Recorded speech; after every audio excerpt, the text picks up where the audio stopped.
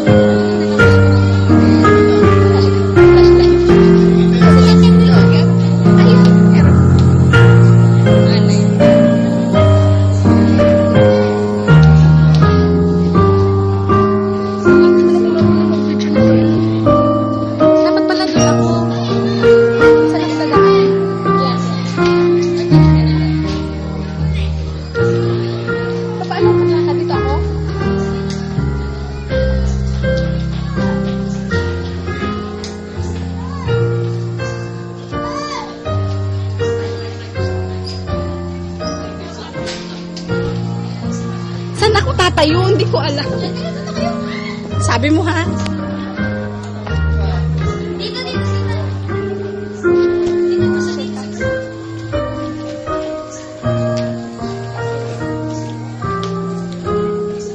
Shortcutin? Tapos kapag nakapunta na lahat, punta na lang kayo sa dulo.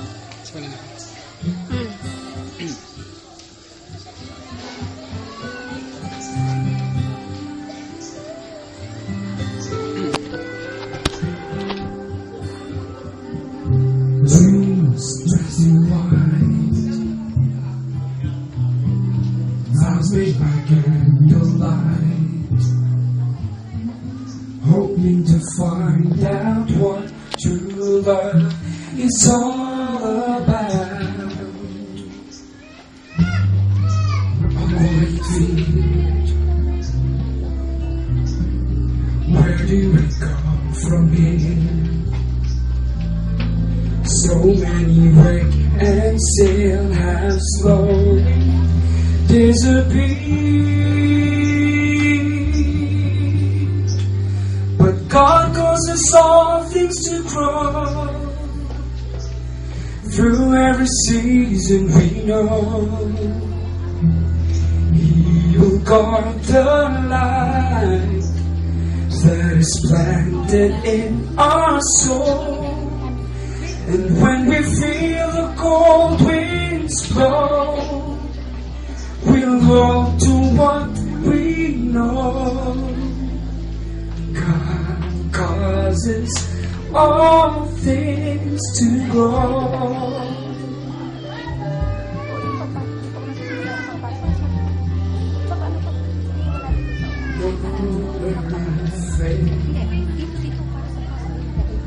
My weakness has been unveiled,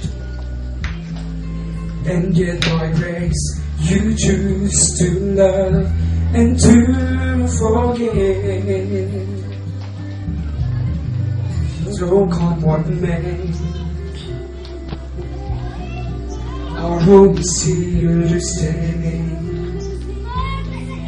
Our witness through the lasting promise He has made. But God causes all things to grow. Through every season we know He will guard the light that is planted in our soul. And when we feel the cold winds blow, we long to what we know. God causes all things to grow.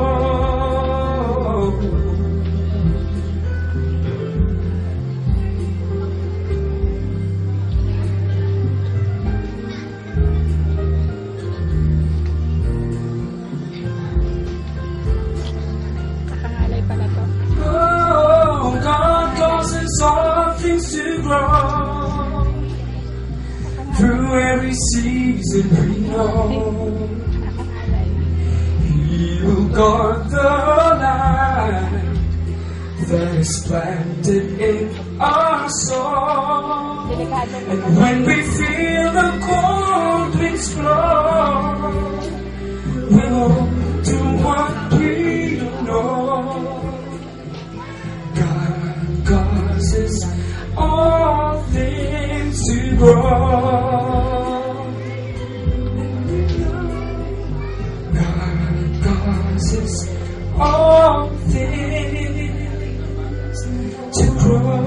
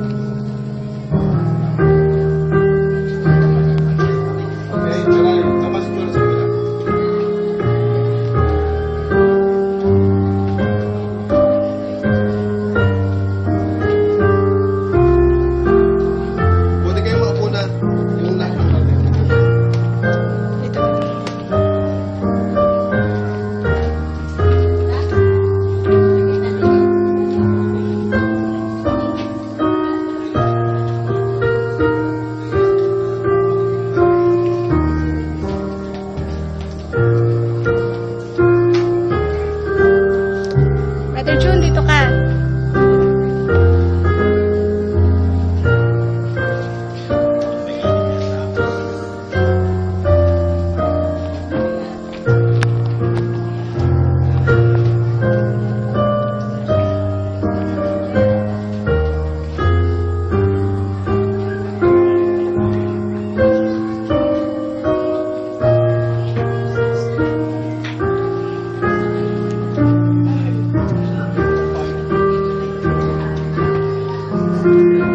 Maganda na Sister Lele.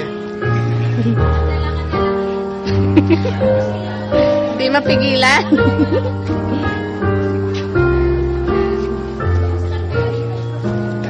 Sino ba? Ito pala ang motor.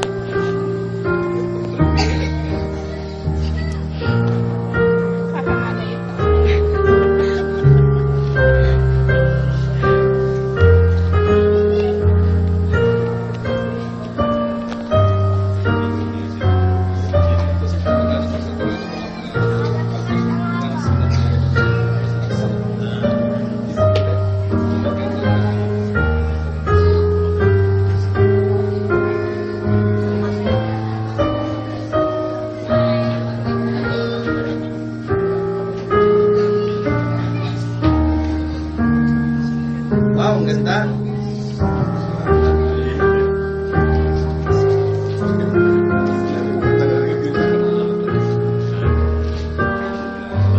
Dandan. Ganda ha.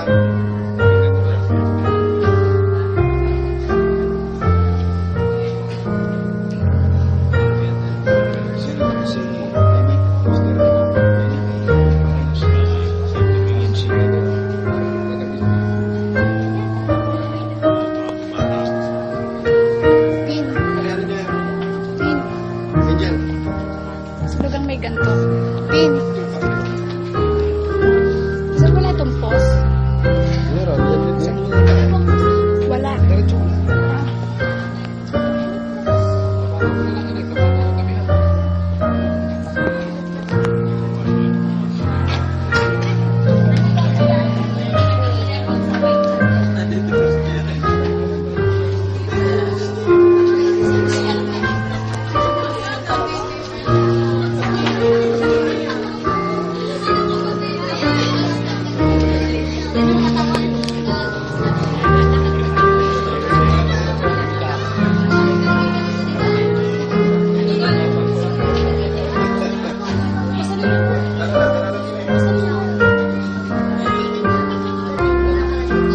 Ay, naku.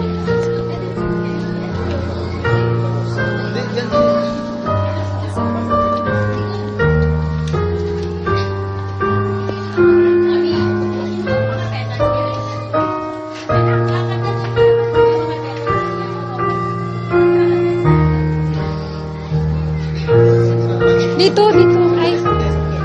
Sakto yan. Damihan mo. Dito, dito mo lagay. Dito mo lagay. Hindi.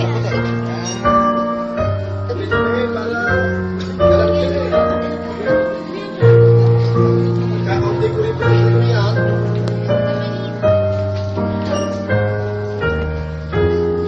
Gusto ko na pala yung mga bulaklak na pagdahingan lang dyan.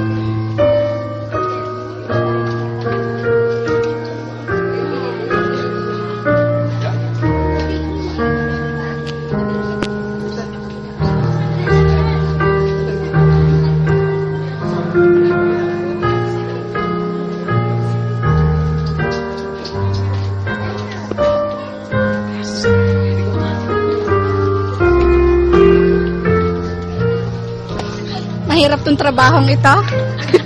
Hindi ko pa man din alam.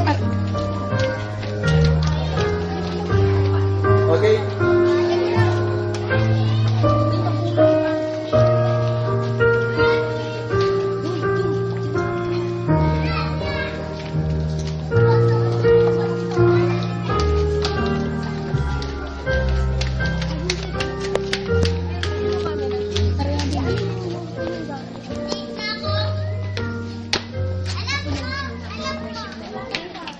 Oo nga, dapat yun.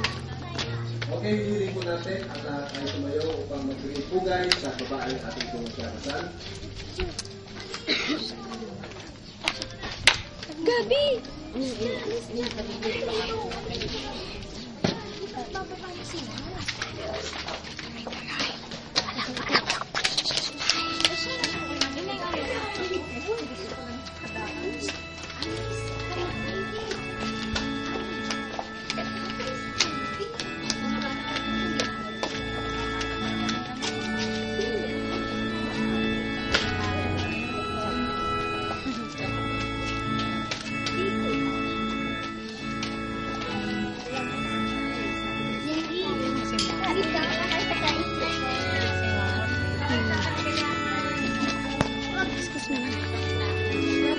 Babae na. Lagi.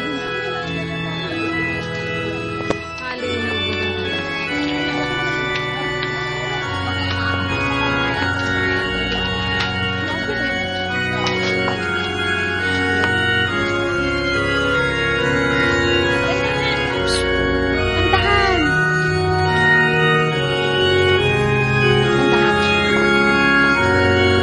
Dito ka.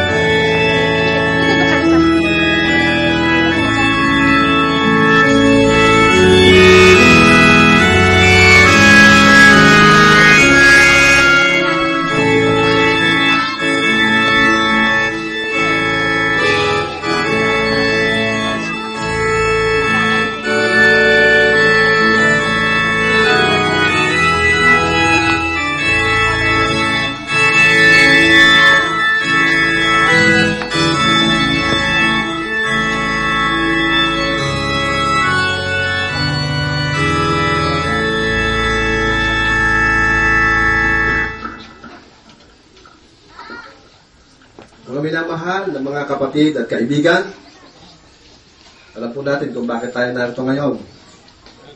Narito tayo sa lugar na ito upang sama-sama po nating saksihan at ganapin ang pag-iisang dibdib ng dalagang si Alma Landicho at ng binatang si Aldrin Bantog. Bilang mga baptistang mananampalataya, bago tayo po sumapit sa ganitong kaorasan ng kasalan, tayo po ay maingat at masusing dumaraan po sa mga biblikal at legal na proseso. Katulad po ng pananalangin, mahaba po ang panahon na ginugol ng dalawang nagmamahalan kasama mga kapatiran sa pananalangin para matiyak po kung ano ang kalooban ng Panginoon. Pagsasabi, siyempre sa pastor, at pagsasabi, siyempre sa mga magulang ng bawat nagmamahalang ito. At meron din po silang kinuhang CENOMAR, Certificate of No Marriage, para malaman po kung talagang sila ay binata at dalaga, bagamat alam na po namin na sila po ay talagang binata at dalaga. Pero yung po ay legal na pangangailangan, meron din pong marriage license, at higit sa lahat, tiniyak ng bawat isa, ni Alma at ni Aldrin, na sila'y tunay na nagmamahalan. Hindi po matandaan o walang tutukan nangyari. Maliwanag para sa kanila ang kalooban ng Panginoon na sa kanilang ginagawang ito ng pagpapasya ng pag-iisang dibdib ay sila po ay nasa kanilang mga sarili. Kaya ikinalulungkot ko pong sabihin sa kinaukulan na tapos na po ang panahon ng paghahabol. Kung sino man ang merong tutol, siya po'y manahimik magpakilalaman sapagkat walang sino man ang makapipigil ng kasalang ito. Sa unang kasalang naganap sa halamanan ng Eden, ay ibinigay ng Diyos ang babaeng si Eva sa lalaking si Adan upang sila'y maging mag-asawa. At sa pagkakataong ito, sino po ang taus-pusong nagkakaloob kay Alma Landicho upang mapang-asawa ng lalaking si Aldrin Bantog? Kayo po. Ayan, si Tatay Vic Landicho. Brad, pakinig mo. Akala ko wala ka sarili mo. Sige, magbago pa isip mo. Okay. Ayan. Okay, so, yung asing, hindi, upo po din ako kayo mo po dito. Dalawa.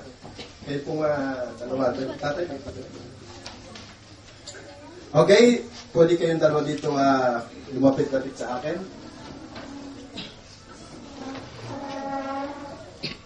Nais ko pong magbasa ng ilang mga talataan mula po sa kasulatan, banal na kasulatan na may kinalaman po sa ating pong selebrasyon ito. At sinabi ng Panginoong Diyos, hindi mabuti na ang lalaki ay mag-isa. Siya ay ilalalang po ng isang katulong niya, sa English po ay helpmate. At hinulugan ng Panginoong Diyos ng di kawasang himbing ang lalaki at siya pinatulog. At kinuha ang isa sa kanyang mga tadyang at pinapaghilom ang dakong yaon.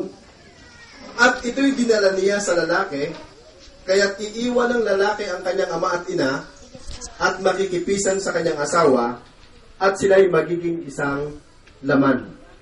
Pagpalainawa ng Diyos ang kanyang mga salita, manalangin po muna tayo. Tayo pumikit at tayo tumuho.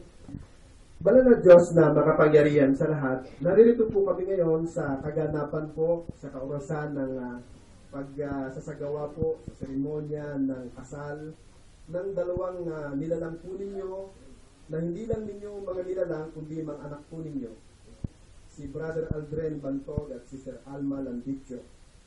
Napakadakila ng kanila pong layunin na gumalang sa inyo pong itinakdang kasal bago po sila magsama.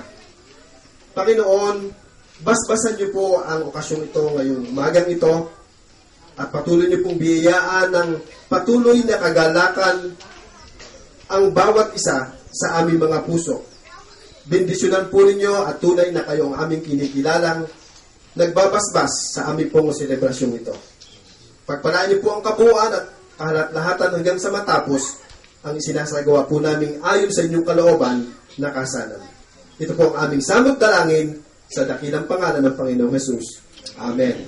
Then, tayo po lahat ay maupo at hinihiling ko po itong dalawa na umupo muna saglit at kaya dalawa kumain na. Sige naman, ano.